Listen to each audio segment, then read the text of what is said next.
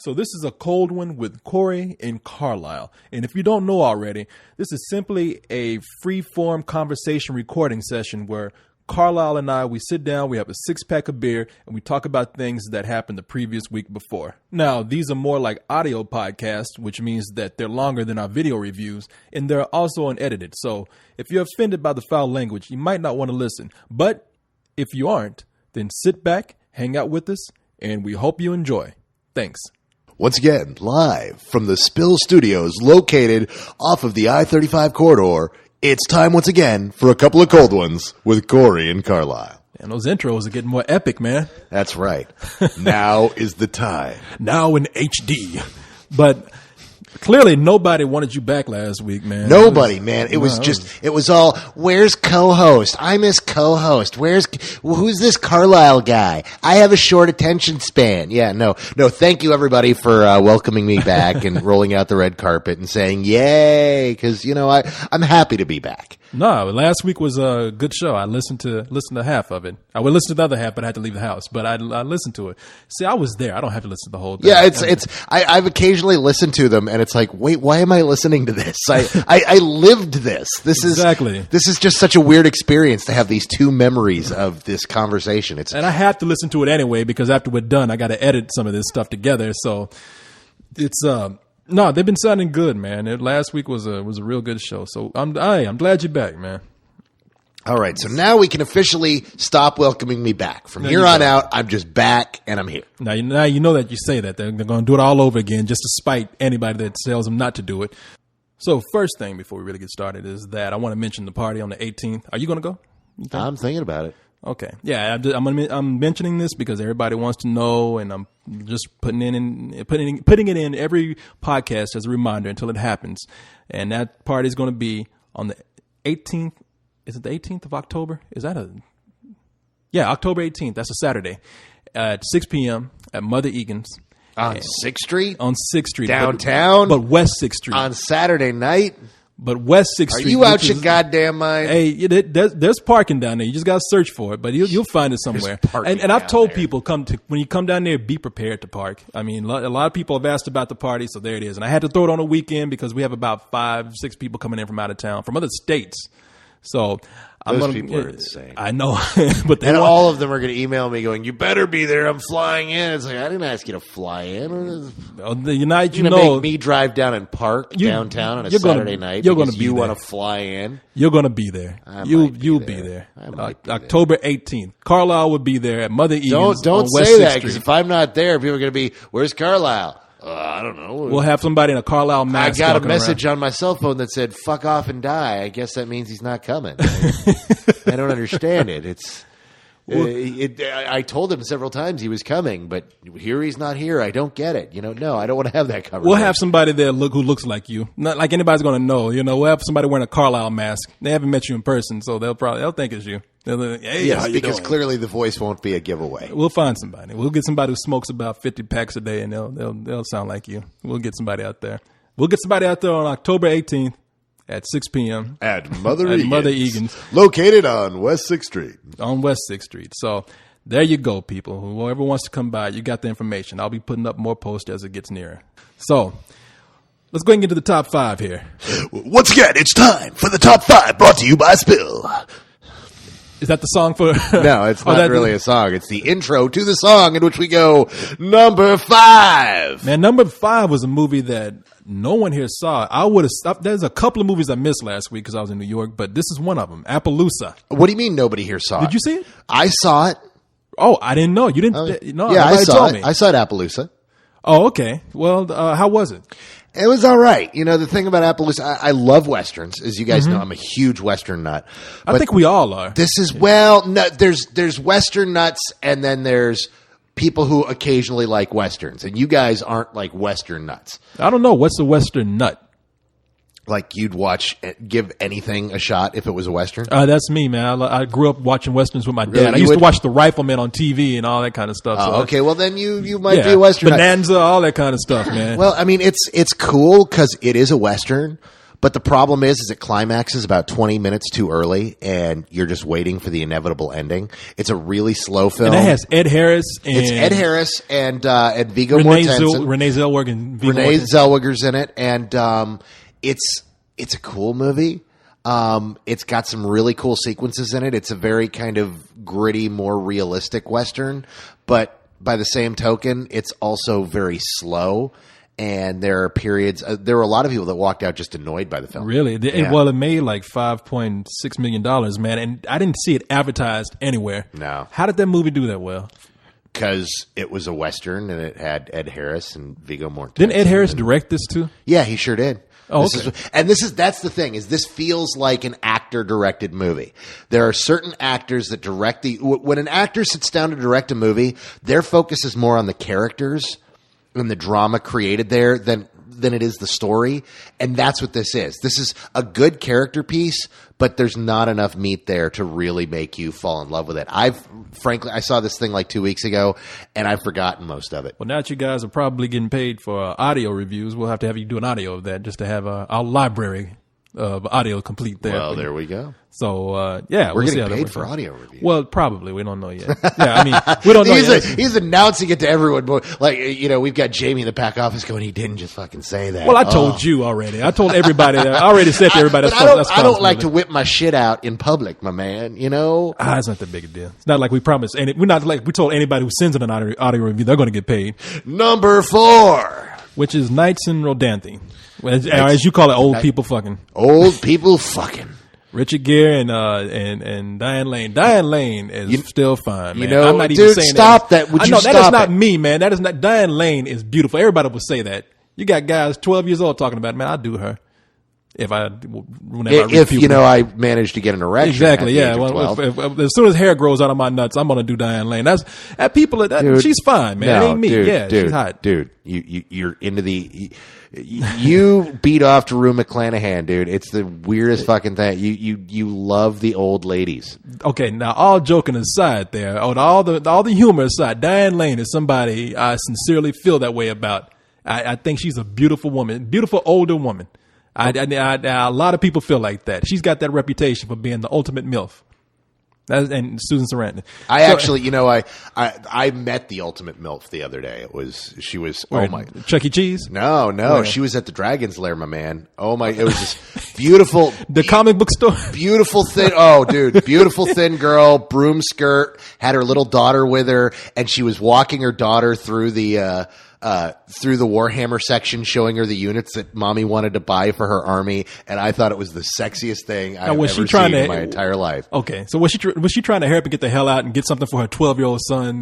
No, she was a girl who was into Warhammer, and she was showing her little daughter the various toys that mommy was going to buy for herself. Okay, and that was just, I don't know if that was in your mind or if that was that was really happening. I swear to God, her down. I saw this was like, holy crap! I can't believe I'm seeing this. So wasn't this case where you just looked at her from across the room and she was buying stuff? You assumed she was there for Warhammer. No, I was in the Warhammer section too. That's what I was, and she's like, mommy wants this for her army, and she wants this for her army, and that poor daughter, man. I tell you, she's like a little, 3-year-old girl, and she's like, I like the elves, and it's like, God, that's cute. Yeah, this girl's gonna grow up to be the goth kid.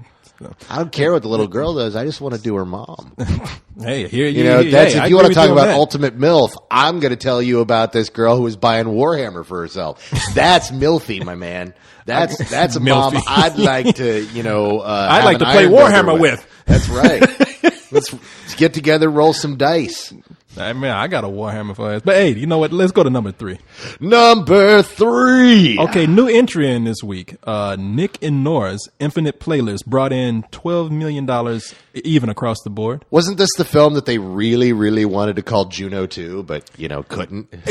Man, looking at that movie. They even use the same font in the title. And they're like, we really, really want all the Juno kids to come out to this movie. That's what Cyrus says. Cyrus like, this wants to be something like Juno so bad. Hey, they made money, so apparently it got its audience. They know by saying it's a Juno movie, they're saying that it's a hipster film, and that's exactly what it is. I mean, you go see this movie, and you have to be prepared for all these people to talk about bands that either you know about or you don't, and have them talk about it like, hey, if you don't know about them, then you ain't shit.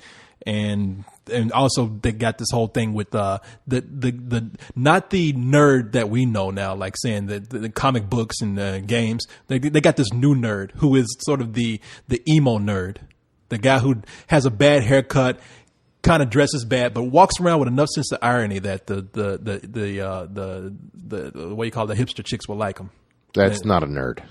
That's the new nerd they're saying. That's not the emo nerd. That's the hipster emo nerd. Hipster emo. Now we're like combining terms that don't even fucking go together. I'm telling you, man. Hipster emo nerd. That sounds like a kid who beats his own ass. I mean, it's. I mean, if you consider yourself a hipster emo nerd, just I don't want to tell you what to do because then I'll get sued when you do it. But no, it's you're right. It's frustrating. It's the kind of kid that a bully would look at and be like, I don't know what the fuck to do with this. What do you want me? I'm confused. So, but I look. The movie was cute. It's not my kind of film because it just has that hipster smugness that I don't like. But it was all right. Not terrible. And to its audience, was it like okay. 2 hours at Cyrus's house? It's funny because Cyrus the lolcats. Cyrus is so he liked this movie less than I did, but he said, "But I have all the music from the soundtrack," and I was like, "Oh, please." Leon, that's why we love Cyrus. Leon told him, he said, "You're gonna go to jail one day because you're gonna ask the wrong girl, hey, what's on your iPod?" The girl's gonna be like 11, 12 years old, 14 years old. You're gonna end up taking some 14-year-old girl home. It's nice to know that we here at Spill cover the spread. We've got Corey going for the older gals, and we got Cyrus for the girls who love the kitties. Yeah, we got pretty much covered around here. That's right. Yeah, so let's go ahead to number 2. Number 2! Damn, that blew me across the room, man. Let me peel myself off the wall.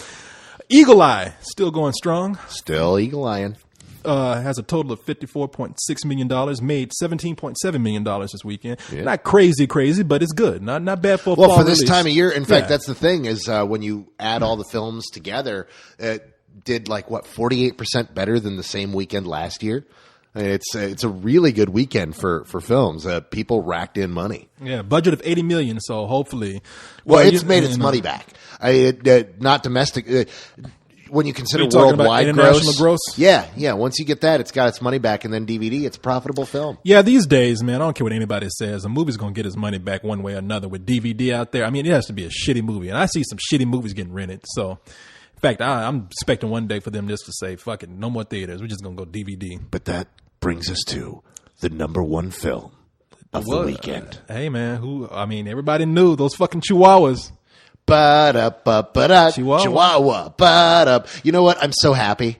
I'm just absolutely thrilled. I hit up my Napster account this week, and I'm like, I gotta find out what's up with this song. And I found out that the Chihuahua song that we know and kind of loathe is actually based on an old classic mambo song. I thought, we talked about that. Did we? Yeah, we all, because I was the one that told you that they took it and made this new mix the club out of it. Mix. Yeah, that's right. We did talk. Okay, because I've been listening to that all week because Chihuahua was a good song. I can now dig on this beat, and I don't feel like dirty. Yeah, get the old version. Yeah, no, the original. It's like 2.5 minutes, and it's called Chihuahua. Yeah, like this new one is like the Lou Bega, whatever. It's not Lou Bega, but it's not. But it's like that style. Yeah, it's like Chihuahua number 5. Yeah, So it's. But hey, man, took in almost $30 million, $29.0 million, pretty much $29 million evenly across the board there, man. It's look, I when you told me that the movie probably wouldn't be as terrible as we thought it would be, it wasn't. No. And it was just kind of there. It was just a mediocre movie that kids would go see. Yeah. It really didn't bug me. And I'm being fair. Bored us. We were just bored watching it. And we even there were parts of the movies that we liked. Like that we loved it. We talked about the German Shepherd. Like we all the German Shepherd was cute. I didn't particularly like the German Shepherd. There wasn't anything about the movie that I actually liked. I will never watch it again.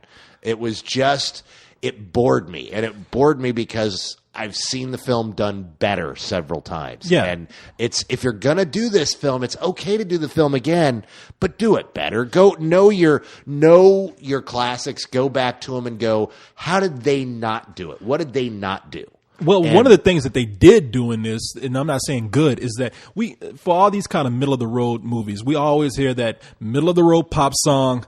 We always have these middle of the road stars in there, and we always get the same middle of the road jokes, and that's what this movie was. Yeah, and so it's just like, all right, it'll serve its purpose, and it'll get out of there, especially with all these new movies coming in. So no big deal. And I wasn't offended by it, and people wanted us to give this bullshit so bad that they were mad. Oh my God, no, and I saw it coming. It was one of those things where when I was writing my written review, it was like, I'm gonna just get reamed by people who are like, who want to see it get torn apart. It's one of those movies that people just want to, it's like Disaster Movie. Disaster Movie was every bit as bad as we thought it was going to be. So people were like, yay, you're ripping Disaster Movie. With this, and we're kind of like, it's really not that bad. It's like, what? It's going to be awful. You're an asshole. Clearly you are giving this movie a pass. And it's like, no, there were more people who just said, I wish it had been bullshit, so it could have been a crazy review. But people didn't go crazy like I thought they would. I thought Movie Lore was going to be on there. You take this shit down now, I'm giving them bullshit, and I'm gonna come on there, kill everybody, and set the house on fire. And it's like, everybody was kind of like, I wish it could have been worse. But we wish the movie could have been worse, so you guys could have suffered more.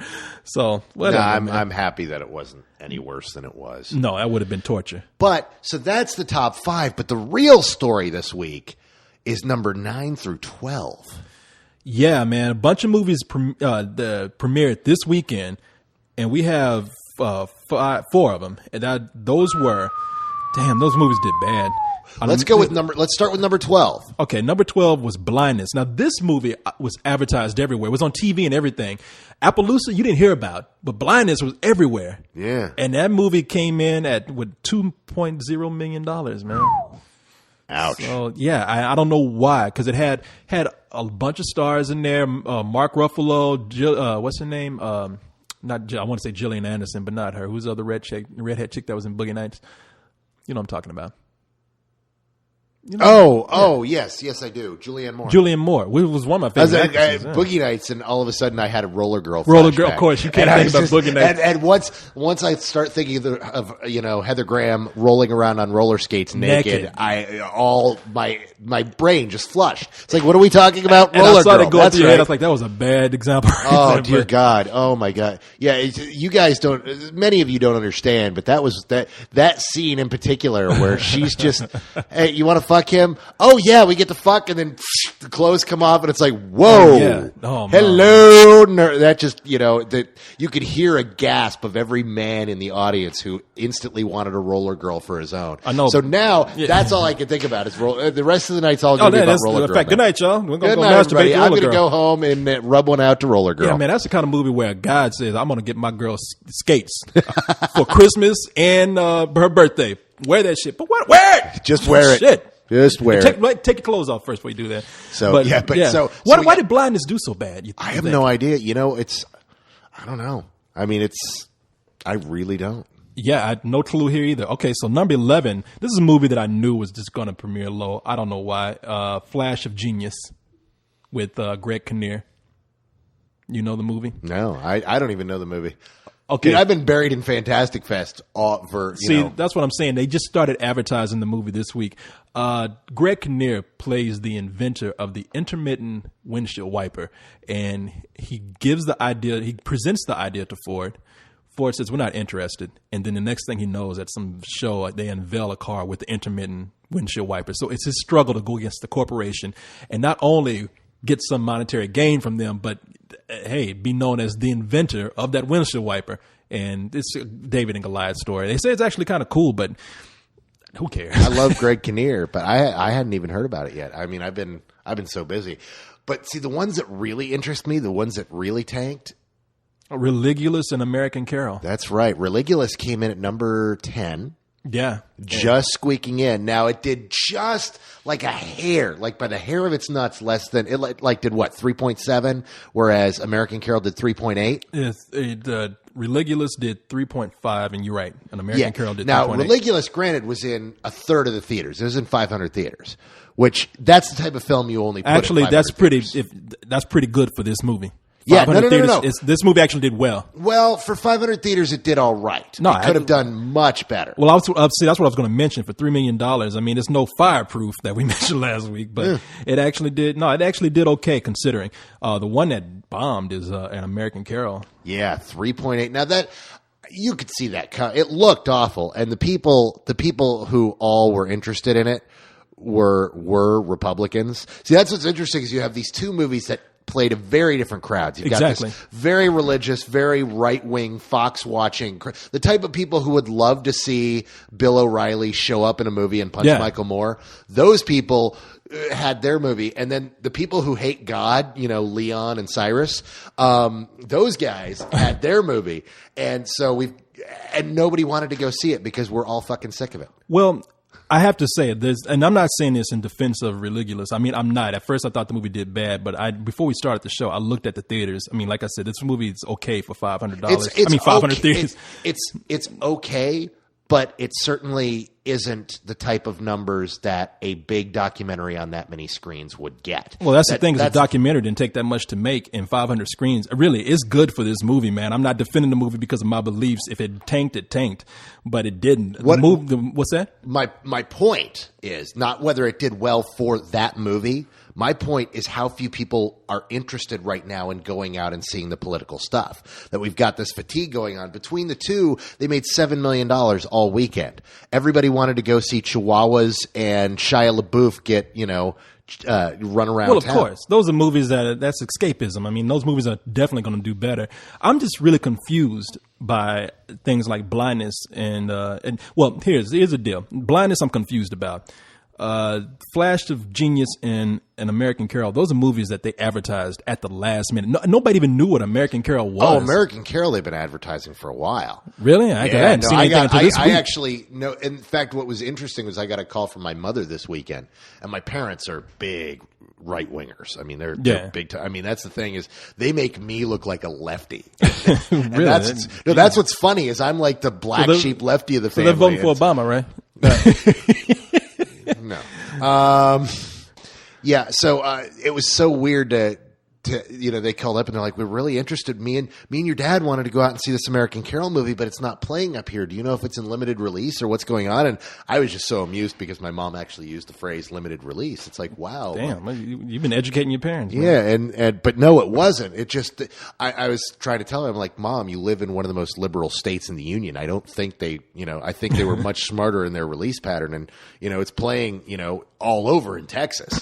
But, upstate New York, not so much. Yeah, well, I hadn't heard anything about it myself, so I'll take your word for it. I mean, I just saw something for it this week. Oh, see, I've been hearing about it forever. I was going to go Did you see anything on TV, though, or had you been hearing about it? Oh, yeah, no, both. And I saw the trailer when it first debuted online because it kind of made a big splash because everyone was like, what the hell is this? Yeah. And then, it kept popping up and they advertised the hell out of it. But where they probably did most of their advertising was on Fox News. Okay. See, well, there you go. I don't watch a whole lot of Fox News. Exactly what, an Obama supporter like yourself will be watching. No, not really. No, you got me there.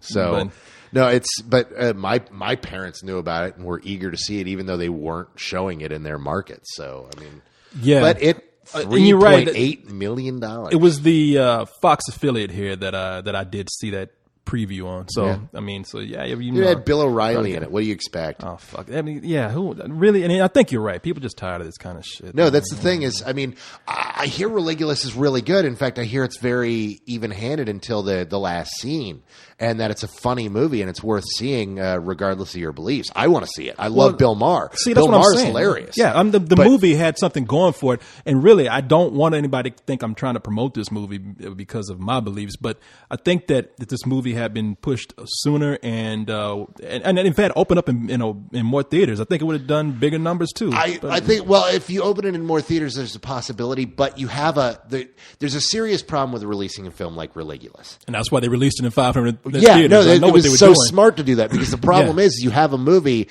that's challenging the beliefs of 95% of your audience. Yeah, it's a film made for 5% of the audience. Yeah, no, and that's a Christian country, man. I think it was a bold move even making this movie. It was bold for Bill Maher to even go into The View and be able to promote this movie. It was Dude, that bold was- for the View to have him on there. Oh my God! So many people were like, "Oh, the big deal about him getting thrown off." I know that the minute he got thrown off of that show, he was like, "Yes, now people are going to talk about this." He didn't get thrown off though. I mean, he really did not get thrown off. They gave him a good amount of time. He made some good points. It's just that the conversation was beginning to get interesting, and they never would have been able. They were going to go in circles. So he said what he had to say. Some other members said what they had to say, and they ran out of time. It wasn't like they said, See, I didn't. You got, be quiet. You got to get out of here. I didn't see it because I have a penis, so I don't watch The View. You can watch that clip though, man. It's on YouTube. I just read so many people blogging about it. I didn't feel I needed to actually see the clip at that point. No, to be fair, people want to paint them as bitches who kicked them off. To be fair, they did not. They just ran out of time. They were being very fair with him. That's just like you to stand up for the black girl. The black girl was the dumbest one on there. What are you talking about? Oh no, that blonde bitch is the dumbest one on there. The black one is the second dumbest one. She didn't even know the world was round. She thought it was flat. I mean, at one time. So what am I supposed to say? Think I'm gonna defend that shit? I'm sorry, baby. You ain't gonna make me look bad with you. The View, man. I can't stand it. I don't blame you for not watching that shit. Yeah, so no, the idea of watching Bill Maher argue with the people on The View was kind of, it was like my Two Girls in a Cup last week. It was like I did not want to see it. Yeah. I've heard enough about it that I think I can spare myself having to sit through that. Yeah, no, they were actually cool with him, man. And a lot of people. Look, I had a couple of people writing me, and they were like, "Hey, and don't get angry at Christians. Not all Christians are bad. I never said Christians were bad. No, you didn't say it. No, we have a couple other people that hang around here that have ugly words for Christians. Do they? Do they really? I mean, because I think everybody by this point, if you listen to us long enough, even if we don't come out and say it, you kind of know everybody's beliefs at this point. If you've been with us long enough, you've been with us long enough. Yeah, and I think I never really heard them say anything bad. I mean, and with me, a lot of people have just taken it and ran, saying, "Hey, don't hate on all Christians now." We're not. I'm like, no, I'm not. Never have. I'm pretty fair. I mean, I have my own beliefs, and I'll tell them to you. But I'm not sitting up here trying to say, "Oh, you dumb Christians, you crazy ass Christ killers and Christ believers and whatnot." I never said any that kind of stuff. Christ killers are the Jews, man. You lay off the Christians. Well, I'm covering that too because I've had some Jewish discussions with people who actually thought because I was black. And I'm dead serious with you. People thought because I was black that I was some really revival tent going Christian, and they want to make it known do you hate the Jews, and do you think that we kill Christ? You know why they thought that? Why? Not because you're black, because you're black from Waco. I don't know if they knew I was from Waco. You talk about that. No, they absolutely. You talk about being from deep Texas, and that's blacks from deep Texas. Everybody believes you all go to tent revivals. And I know they thought I was like the fan. Oh, Lordy. Oh, Jesus. And I did go to a church like that. I grew up in a church like till I was 18. I grew up in a church like that. I tell you, I was an altar boy for the love of God. You were damn. How's your ass feel? It's gotten better. Ass. You need a pillow? Dude, no, I hear you. No, that's mean. Come on, man. Like nobody thought that after you said that. I just vocalized it. People were thinking that already. Dude, it's the priests aren't into the ass fucking. It's all about blowjobs. Oh, okay. See, you learn something new every day. And see, now all of our listeners that go to seminary, we have this group of listeners who are in seminary. They're like sitting there going, they didn't just go. They did the priest rape jokes. Great. We thought we liked you, Carlisle. But yeah. No, I'm glad you took the heat off me because you talk about I went there. You went beyond that. You went into infinity and beyond. But see, that's how you save your cohort. You go that extra level, and then all of a sudden, thank you for jumping on the grenade. I appreciate that. So, I will tell people I did have to go every other Sunday. I did fan the big fat black woman that was like, "Oh Jesus, help me, Jesus!" No. So I actually, oddly enough, I was talking to Cyrus about this whole thing just yesterday because I was like, "Man, what the what the hell did you guys say on Leon? He's like, we didn't say anything. What did they say? Tell me. I don't know. He's like, we didn't really say anything. I'm like, well, because I got some emails like, thank you for being, the Christian in the group. It's really nice to see that there's a Christian on the site, yada, yada. And because people send me those every once in a while. Okay. And someone had said something, especially after what, Cyrus and Leon said. And I'm like, what the hell? And then I got one of those speeches from Cyrus where he started off with the phrase, I'm sorry, but... those speeches that he gives, because he has this habit. Well, we all hear them a and sentence give them. with, "I'm sorry, but," you're. It's just for him, that's a storm about to come. Yeah, no, because he just starts off with, "I'm sorry," but he doesn't actually mean he's sorry. It's a figure of speech, and it means he's about to tell you that he thinks you're wrong, and he's going to give you all the reasons why. And hey, God bless him for it, man. We all have God our opinions. God bless him for it. He said, "You motherfuckers, why do you have to say that?" Yeah, and you know what? That's the difference, because we had that talk on the review for Religulous. He's the one that's agnostic, so it's funny that he comes across that way, because I'm the one that's. Well, he says he's agnostic. I talked to him about. He's a born again secular humanist. He's very much into secular humanism, and he likes to say that he's agnostic because he believes in science, and in science you can't truly believe anything. So he has to say he's agnostic, but no, he's not agnostic. Yeah. Agnostics are like, I really don't know. Try talking to him about God, and he'll tell you why God doesn't exist. It's like, dude, you're an atheist. No, I'm agnostic. Well, we've had those discussions. I've said that. I said, I think you and I share the exact same views, except when we label ourselves, I'm the one that's the atheist, and you're the one that's the agnostic. I don't know what the difference is anymore. See, my favorite atheist in the world is Leon. Because Leon's like a hardcore atheist, but just you bring up God, he's like, oh yeah, he doesn't exist. No, I'll tell you. He doesn't want to argue with it. He doesn't care. He's like, if you want to be crazy and go off and believe in him, that's cool. I'm going to sit over here, and I'm not. See, I won't even say crazy until you press me. I mean, I've had some people just back me in a corner and say, back when we were doing the Real Deal, there was one night when a guy came up because I made some joke about Jesus, not even in a mean way. It's a joke any one of us could have said, but for some reason he singled me out and he just said, I want to talk to you about this, and I want to try to. It's pretty much a save your soul speech, and I was just like, hey man, there's nothing you can say right now that's going to make me change my mind. I mean, and then when he kept going on and on, I was like, you know what? You're a fucking nut. Okay. And I'm going to tell you why. You pressed me to the point where I got to back you in a corner now. So I will not call people crazy and I just want people to know this. Yes, I'm probably the biggest atheist and most outspoken, but I will not call you crazy. I will just won't until you tell me to do it. And then I'll be like, okay, yeah, you're a fucking nut because you won't let me go get a fucking beer because you want to tell me how wrong I am. I'm going to burn in hell. But no, I like that you're I like that it's all. We need a Jew here somewhere. You know what I mean? Well, see, you've got me. You've got me here to cover like most everything. You guys need like a nerdy geek. You guys need a Muslim, need a Christian. You need a Republican. It's like let's lump it all into one guy who rides a scooter. Well, let's turn Leon into a Muslim. Let's put a turban on his head. I mean, because we need a Jew, we need a Muslim here. Yeah, let's see, Leon Obama. Yes. I mean, this. I like the fact because I think all this time none of us have ever gotten into a fight about religion. Well, no, we all know better. It's kind of like you guys know my history and I know your guys' history. It's all like let's not. Now, me and Cyrus have when me and Cyrus used to live together, and what. Nobody told me that. Oh, don't kid me. Come on. No, me and Cyrus used to live together, and there were a few times where we got into arguments over religion, and it never started as a religious argument. How did it get there? The big thing that was always a stick in our craw was he's a big fan of the flying spaghetti monster joke. Yeah. And I hate the flying spaghetti monster because it's a philosophical fallacy.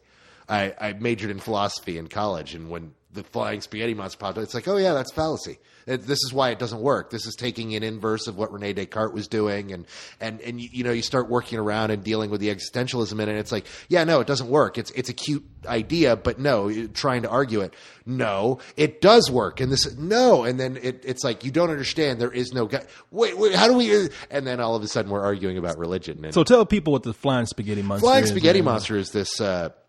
this. I don't want to get too much into it because I know I'm going to get emails. Well, from you just got to fans of the explain to Flying people who don't Spaghetti know. Monster. So that's all. But yeah. essentially, you can look it up. It's essentially an argument that is based on an old argument by Rene Descartes. It's the inverse of what Rene Descartes was trying to prove. Rene Descartes, when he discovered "I think, therefore I am," he was trying to prove the existence of God mathematically, and in doing so, he wrote this proof, this theory.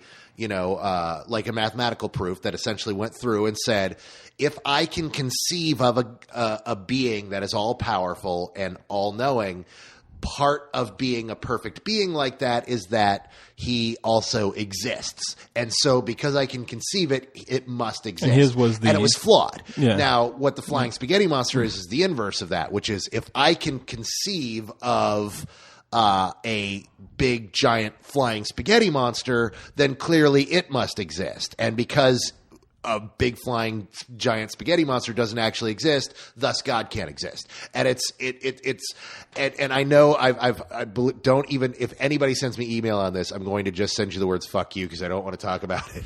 Because I get this. Me and Cyrus have argued at times. He's like, no. And he tries to explain it to me in various ways, and it all comes back around to the same problem that the flying spaghetti. It's just a cutesy argument thing, and it's a neat little thing to throw out, but. See, I liked it better a while back when I thought it was just like a pizza restaurant, like Chuck E. Cheese. See, you know what? Spaghetti Monster. See, now that would, if somebody would actually make a Flying Spaghetti Monster restaurant, that would be awesome because there, you've taken this kind of internet joke and you've turned it into an Italian restaurant, and and then you could throw in lots of jokes about, well, we don't believe in tipping here. Okay, when we see a restaurant called the Flying Spaghetti Monster, we want our royalties, right? We want our royalties. But anyhow, there's lots of stuff on it. You can read up on it. It's a fun little thing. Cyrus loves it, has it on his car, and we've had a couple arguments about the Flying Spaghetti Monster. So, y'all in there and I know arguing over a Flying Spaghetti Monster. That motherfucker.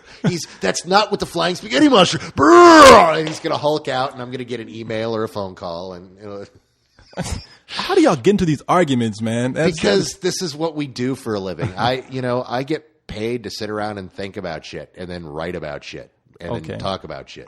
And that's pretty much what I do for a living. So when somebody says, no, you're wrong, and I'll tell you why, I have to tell them why they're wrong. And, and then it escalates. Over the Flying Spaghetti Monster.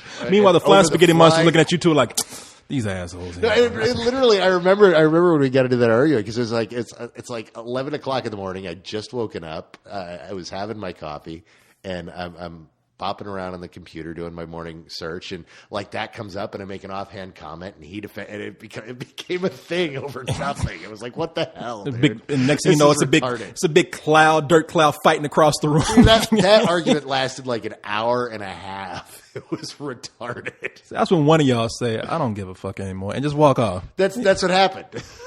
You should have said, "We're talking about the Flying Spaghetti Monster, man." God damn. Y'all gonna argue over next Puff the Magic Dragon, and that's why we don't live together anymore. Because y'all gonna kill each other. Sometimes, man. Sometimes. It's gonna be both y'all two dead bodies on the ground with butter knives in your head, bloody butter knives. All right. Well, so let's move on to something somebody actually would like to hear about. Well, I'll tell you what irritates me. What? The fact that they cannot make a Superman movie without Kevin Spacey. Not Kevin Spacey, but Lex Luthor. They're talking about doing another Superman movie, and yes, Lex Luthor will return. Not only Lex Luthor will return, but Kevin Spacey will return as Lex Luthor. And I don't buy anything yet. There've been so many permutations kicked around. They've kicked around the fact that they're going to do a complete reboot. Yeah. They've kicked around that you look at what happened where they said they want to make a new Superman and they want it to be darker. Yeah. Let me just read. I'll read what's going on right here. Go for it. You do that, and I'm going to grab a glass. Okay. The Belfast Telegraph. Kevin Spacey will once again transform into Superman's arch foe, Lex Luthor, in the next Superman film, tentatively titled Superman, the Man of Steel. Damn, that's creative. The news comes buried near the bottom of an interview with Spacey done by the Belfast Telegraph, I just told you about. The interview focuses on Spacey's career as a theatrical actor and his work as the artistic director of the Old Vic Theater. Okay, blah, blah, blah. But it does comment on the fact that Spacey will be returning to the role of Luthor in the follow-up to 2008's Superman Returns. What that means is that it's on the heels of the news that Warner Brothers is looking for a darker tone to the next film in the Superman franchise, and whether that is unclear or not. It is similarly uncertain if Brandon Routh, how do you say his name? Brandon Routh? Okay, if Brandon Routh, who played Superman / Clark Kent, our director Bryan Singer will be back. Why would Kevin Spacey be back if Bryan Singer won't be back? They need to just when you talk about reboots, do a reboot of Superman. Because I wasn't the hugest fan of that last movie, but they could do a whole lot better with a villain. Well, first of all, I was a big fan of the last one, Superman Returns. I like it a lot. I think Lex Luthor's great. I think the problem is Lex Luthor's been the villain 4 out of the last 5 movies. And when he wasn't the villain, there was a giant supercomputer. And when he wasn't the villain, we had Richard Pryor. It was really, that was, yeah. So, and then we had, what was the guy, Nuclear Man, which that was one of the worst Lex movies. Luthor was in that one. Yeah, he was in that one. Lex Luthor creates Nuclear Man in Superman 4, The Quest for Peace. But doesn't Lex Luthor make like a small appearance in 3? Like a very, very small appearance? I don't even remember. It was a movie so bad that I hated it as a kid. Oh, it was terrible, yeah. And I haven't watched it. You remember watching that as a kid and you're thinking like, damn, why was that so bad? Richard Pryor was supposed to be cool in this movie. Yeah, it was the movie. It wasn't quite as good as the toy. I remember that. So, no, first of all, this is the Belfast Telegraph. Keep in mind that a lot of these British papers love to print these rumors, and usually if there's a bad or a fake rumor out there, it came from a British paper. They're just infamous for it, especially with big news stuff like this. So take that with a big old grain of salt. Secondly, stop with Lex Luthor, please. I mean, from what I was hearing initially, the idea that's apparently been scuttled. What, Brainiac? No, actually, there was talk about Brainiac, but they were looking at Metallo. See, why would they even do that? I mean, because Metallo allows for a cool villain that's thoughtful but is very physical. Because Brainiac doesn't throw down with Superman, but Metallo can. But they could make Brainiac do that. Robot throwing down with Superman in the middle of the city, that excites people at the studio. See, I think just give people what they want at this point. I mean, Lex Luthor, you're right. Lex Luthor is his arch foe. Everybody knows that. It's like Batman's Joker. Okay, fine. But we've seen Lex Luthor in every fucking film, and there's such a cadre of villains out there that they could use for Superman. And everybody wants to see Brainiac, and they can do Brainiac, and they can make Brainiac a guy that he fights. No, everybody doesn't want to see Brainiac. Hardcore Superman comic book fans want to see Brainiac. And I think that's cool. I think Brainiac would be the logical choice. I mean, it's the majority of people who are out there saying, let's have another villain, are saying, man, okay, Brainiac, obvious choice. Let's have Brainiac. And in fact, look, I'd agree with you. I'll take anything. Shit, I want to see Brainiac, but there's part of me that wants to see something else first, because every Superman movie we've seen is brain against brawn. I want to see a Superman movie that's brawn against brawn. I want to see Superman fight somebody that can go toe-to-toe with him. Hell, I'd go for a Doomsday movie, even though Doomsday comes late in the thing. At least the Doomsday story, Doomsday fucks Superman up hard. Yeah, kills Superman pretty much. And Superman came back. That was a good PR move. But look, I'll take Superman fighting the fucking evil shoebox if it's something different. I don't care anymore. My big problem right now was this whole thing where they want to make darker superhero films. And it was one of those things that just showed me that they didn't know what was going on. Because at the time, they wanted to pull back because they're like, look, the superhero movies are kind of cooling off. And they're not making as many superhero movies as they should be. And here they're about to – they had the big hit with Dark Knight, and all of a sudden everything changed. They're like, wait. If we make one good enough, people will come and see it over and over again. Some of these can be dark. The one that I'm looking forward to that's going to be dark is the Green Arrow Supermax movie they're working on. That looks badass. I don't think they're making that, though. I mean, well, they've written the script. They've written the script, but I don't think that script's getting made. They've talked about that, and that's still just a rumor. The script is going around, and they say the script is great. Yeah, and the concept is great. Green Arrow. So he's in a maximum security prison where he has to fight all these villains to actually help him get out, who also want to kill him. Yeah. And we're talking about villains that people know, like the Joker's in there and whatnot. So I mean, they say that there's no way in hell that movie's going to get made, though. I don't know. You know what? After all the money they made off Dark Knight, and with as dark a film as that is, I wouldn't doubt if it could get made. I mean, I don't know. What I'm saying is I want to see it. I would. Hey, I think it'd be a cool idea. If you want to make a dark film and you want to make apparently the script's really good, and I would love to see that movie get made. But when it comes to Superman, Superman is not dark. That's the point to Superman. Look at what happened when they tried to make a dark Spider-Man movie. Spider-Man isn't dark. Spider-Man is light and fluffy. Superman is light and fluffy. Yeah, I think they could have. Well, I think they could have made a darker Spider-Man movie. It was just a terrible script. Well, they could have made one, but the audiences wouldn't have embraced it the same way.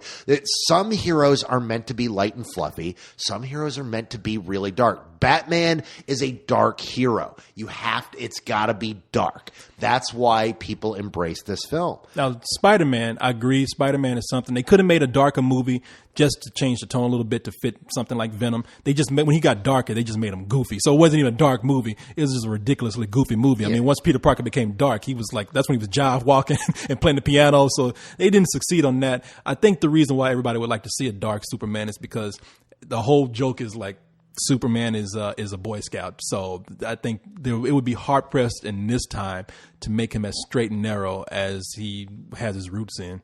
The only way to do it is the way they used to do it in the past, which was World's Finest. Tell a World's Finest story. World's Finest, like when he was with Batman, and the World's Finest was Batman and Superman Adventures. Yeah, and it's and that's where you've got Batman doing the legwork and dealing with the darker aspects, while Superman's doing the heavy lifting and the fighting. And it was always great to see the dynamic between the two, because you've got this guy who you've got this Boy Scout versus this guy who's much darker, and he has his own code of ethics. Neither of them will kill. Neither of them, are dark, evil guys. Yeah. But Batman has, those kinks to him that, Superman just doesn't.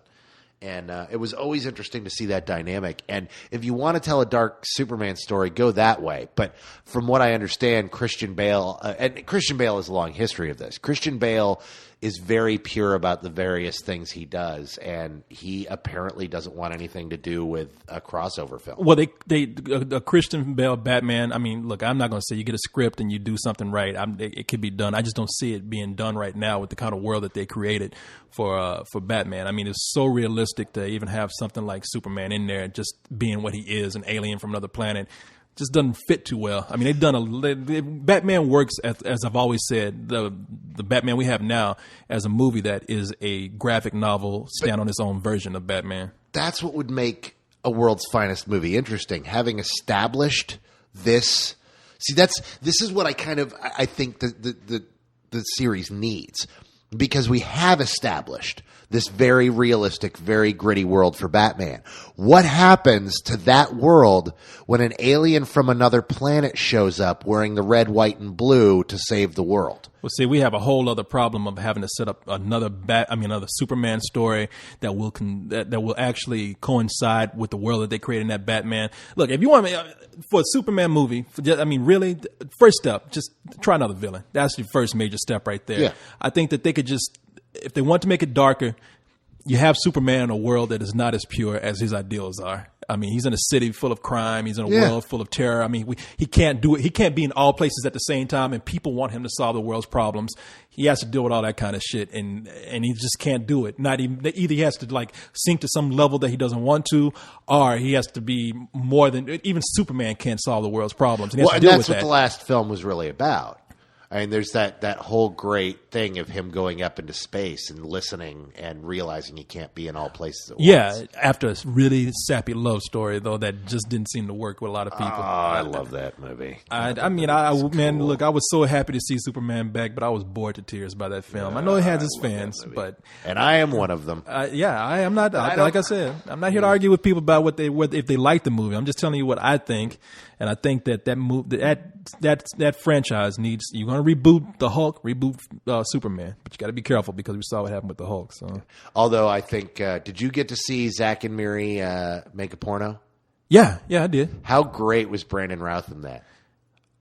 I didn't think he was great. I thought he was just. I thought he was hilarious. You know why I didn't think he was great? Because he was overshadowed by Justin Long, who was But that was what was so. But that's what's so great about that dynamic is you have this guy.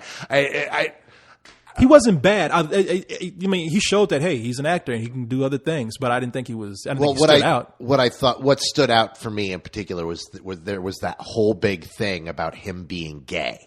And being the gay Superman, which he's very not. I mean, the thing, he's not gay, but so for him to go and for his next role to be, playing, the big hunky stud from high school that turns out to be gay and is the boyfriend of a gay porn star played by Justin Long, that was pretty fucking hilarious to me. I thought that was awesome. I'm not thinking that he gave the performance of a lifetime. I just thought that was a great choice, and I thought it was very cool for the guy who played Superman to go on and play the gay guy from high school who's having sex with a porn star. See, Justin Long to me just had me cracking up, and I didn't even like the movie that much. But Justin Long I thought was great in that role, and he had me laughing so hard, man. He was the gay porn star, dude. I've been a Justin Long fan for years. He is freaking hilarious, and he was so good in that role. He just he stole the show in those scenes that he was in. Yeah, no, he definitely did. So. Well, hey, it's going on almost an hour. You want to get into? I have a couple of emails here. Well, let's do some emails real quick. Okay, one of them is actually a comment that was on my page that I thought would be a great email question, and it says, "Everyone hated the Disaster movie." I don't know why you call it the Disaster movie, but yeah, everyone hated Disaster movie. My hatred, however, turned into fear. What if this movie is so bad, that it would become good? I mean, for example, Plan 9 from Outer Space was shit. This movie is shit too. What if the movie, Disaster movie, attained some kind of quality of success, he puts that in quotations, as Plan 9? What if this becomes so bad that it becomes cult? And this is from Sergeant Osiris. And I will tell you this, my take on this real quick and real simple. Plan 9 from Outer Space was a movie that was trying to be serious, at least semi-serious, and its charm lies in that it was a movie that was struggling to be such a good movie and was not, and therefore became an unintentional comedy and became a cult classic naturally on its own. Disaster movie makes so many pop culture references that are dear to our time, and it's so smug in thinking that it is a funny movie when it is not. There is no way that this will become a cult film, except for the fact that people will recognize this is not how movies should be made. Yeah, this is no. The thing is that Plan 9 from Outer Space. There's a certain truth to what you're talking about here, but Plan 9 from Outer Space is known as a cult classic only because in the late 70s, a bunch of directors got around and they were polled as to who was the best director in Hollywood and who was the worst.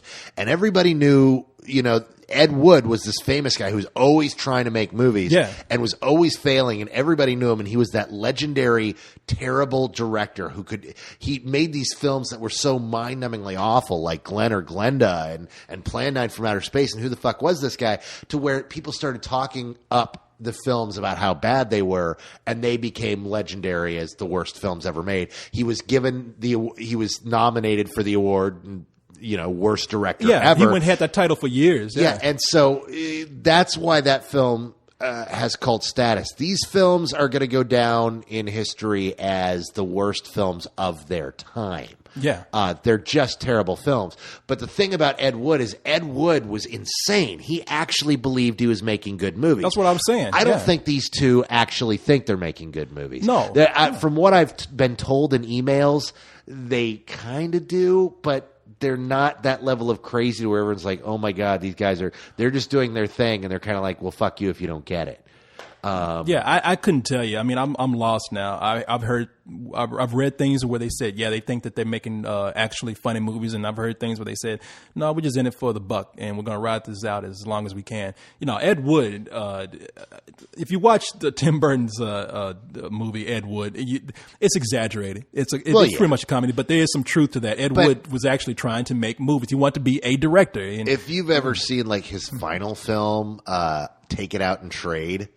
I mean, the guy really was out of his fucking mind. As much as that movie was probably a bit exaggerated, I don't think it's that exaggerated. The guy really was fucking insane. Well, I mean, the movie's played up as a comedy. I mean, but Ed Wood's story is kind of magical and tragic at the same time. I mean, it's a guy who had a dream, ended up becoming known for his dream, but in so many of the wrong ways. And watch Plan 9 from Outer Space, because that movie, or don't. Well, no, people should. Don't watch. What was that movie where it starts out? Don't Glenn and Glenda is bad. I watched it. It's boring. Exactly.